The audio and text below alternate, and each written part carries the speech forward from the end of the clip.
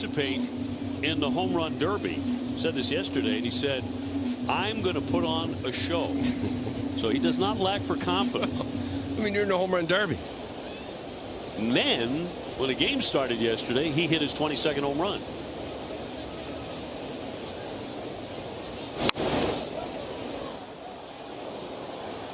Josh Lowe on deck. I mean, that's the plan, right? All these guys that are in it, they all could put on a show. Every one of them. Yep. Saw James Wood out in Washington practicing, getting ready for it.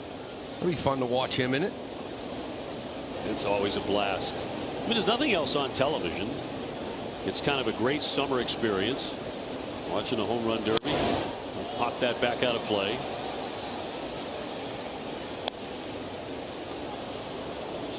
Red Sox have met these guys 6 times this season, and they've beaten them 4 times.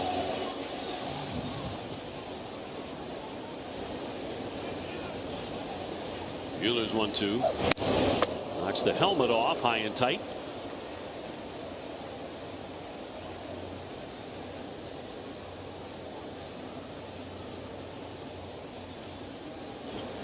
He tried to go up. Fast at bat. Caminero got a piece of it. This is just sort of setting up something down in a way that he likes to. On one hop. Meyer down to Gonzalez. Double play. Walker Buehler gives up a hit, but then gets the twin killing. Killing of anyone in this staff, and there's some good ones. He hit around a little bit here lately. Durant a 10-game hitting streak. One of a bunch of Red Sox hitters with decent hitting streaks. 3-run homer last night along with a double. I mentioned his last 6 starts. He's 1-1 with a 7 ERA. Now there's been a couple of games where they've Baltimore put it on him twice. And he'll miss there. 3-1. It's a good test. It'll test my theory of it doesn't matter who's pitching. If I'm feeling good at the plate and I have confidence, we'll see how this offense works. A good count right away for Jaron. As mentioned, Bradley's been tough on the Red Sox in the past. He has made 3 starts here at Fenway. He's won them all.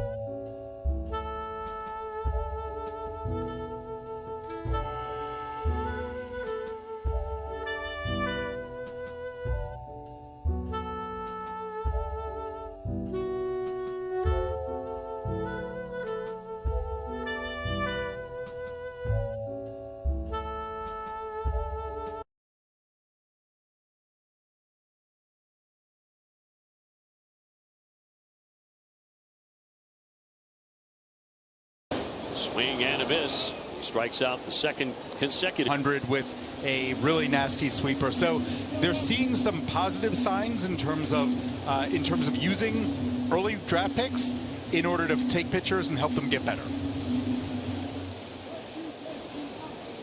Well, 2 up, 2 down here for Walker Buehler. He gets a foul ball at home plate against the red hot Jonathan Aranda. Alex, tomorrow, if it's not tomorrow, it'll be Saturday. We expect Alex Bregman to be activated. There's a corresponding move. Any idea of what we're looking at? I mean, they're keeping it a little bit couched. It is really interesting that every time we ask Alex Cora about what is Marcelo Meyer's role going to be once Alex Bregman gets back, he says, well, we have to wait for Bregman to be activated before we discuss that. Yeah. No, they don't. No. They're discussing this right now, but they don't. So does that mean? Got him. We'll find out what it means when we come back for the out. And Marcelo Meyer, we're just talking about him. So that's out number one. If the Red Sox make that decision on Meyer, does he go to Worcester or does he play second base? You can see arguments for either Meyer or Hamilton, perhaps going to AAA. In the case of Meyer, you want him to be able to get regular playing time at the big league level in order to continue his development. And if he's not getting it there, then maybe AAA is the best place for him. On the other hand, he is a superb defender at third base. Alex Bregman isn't going to be playing 9 innings every day out of the chute as he comes back. So perhaps you want to have your best defensive third baseman as a guy who can stabilize. They're comfortable with Meyer, third base, shortstop, second base, and continue to give him enough opportunities to keep developing at the big league level. Base hit for Cedar Rafaela. His first at bat, and he gets the Red Sox first hit tonight. Yeah, I like Marcelo at second.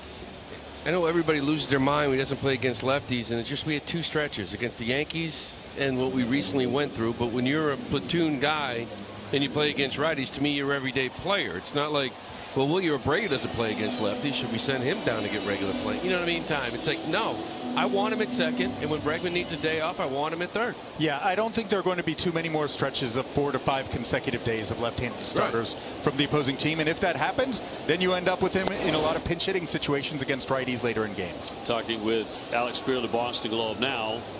The question is, are the Red Sox going to make a major deal at the deadline? Is that going to cost them an outfielder? Are they going to go for starting pitching? Try and line a frontline starter, or is it going to be for a bat or one of each? I feel like there is. I feel like there's a clear, not just short-term but long-term need in the organization for continuing to build up the front of the rotation. They got Garrett Crochet. That guy is. They're building everything around that from the pitching side. But do they have a solid number 2 starter? There goes the runner. Here's the throw down. That's going to skip into the outfield. He's going to stay put at second. It was backed up by Simpson.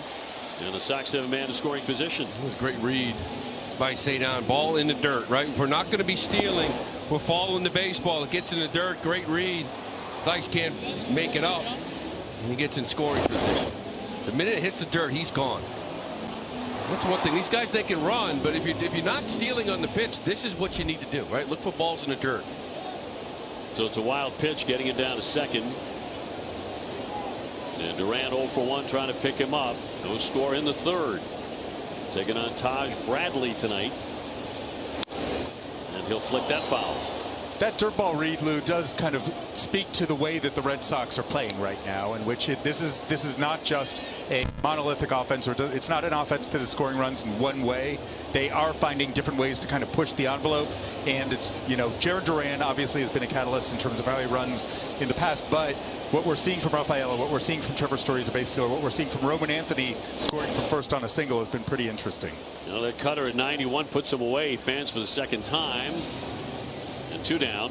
Looping back to your question, though, Dave, about what are the Red Sox doing, I think that there is going to be an abiding interest in seeing what the best available starting pitchers, because there remains a gap between the quality of their position playing pool long term and where their starting pitchers are.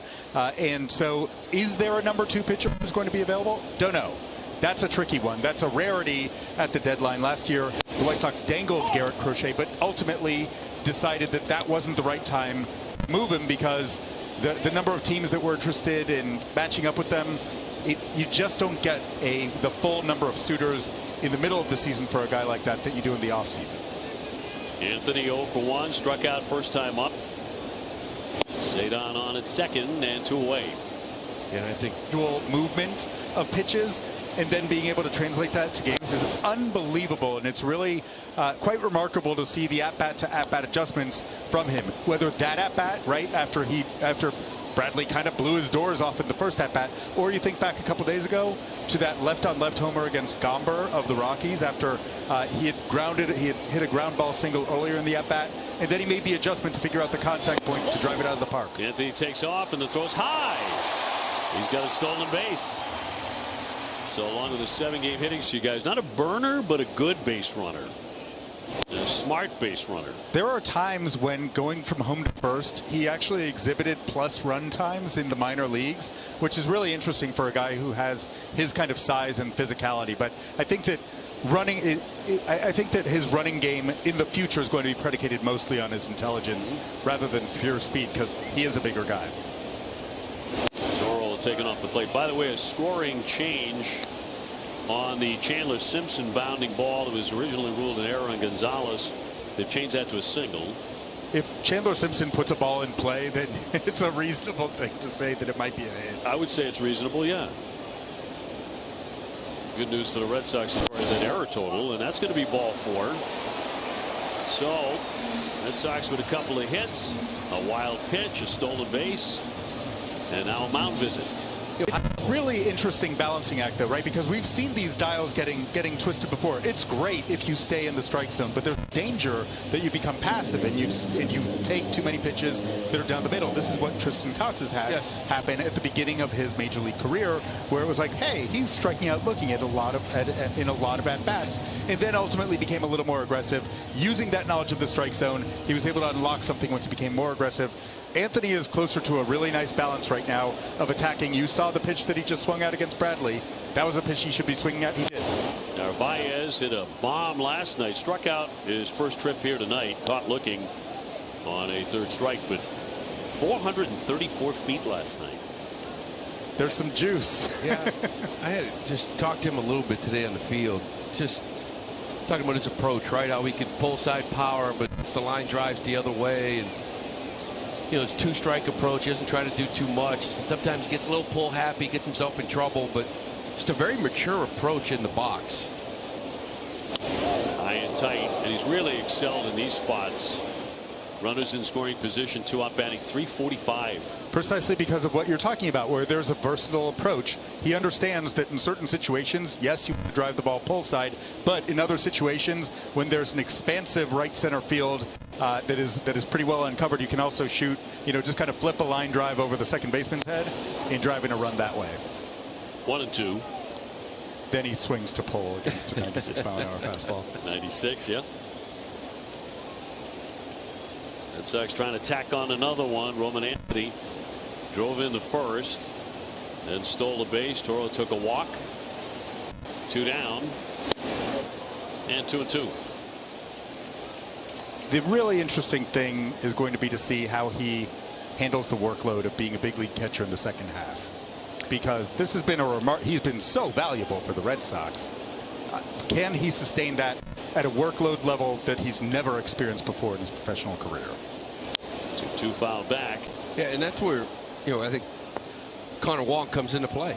You know, he gets into a game and he's struggling offensively, but defensively there's a big bump. You know, I think he's a lot better this year than before, and it's you can't play every day. It's the role of a backup catcher. You get out there every 4th, 5th day to keep your starter fresh, especially a rookie. That's why you've seen Connor out there here recently. And down he goes on the cutter. Red Sox do score first tonight. They lead it 1-0. Alex always. Bravo. Red Sox ahead 1-0 here against Tampa Bay, first of the 4-game series.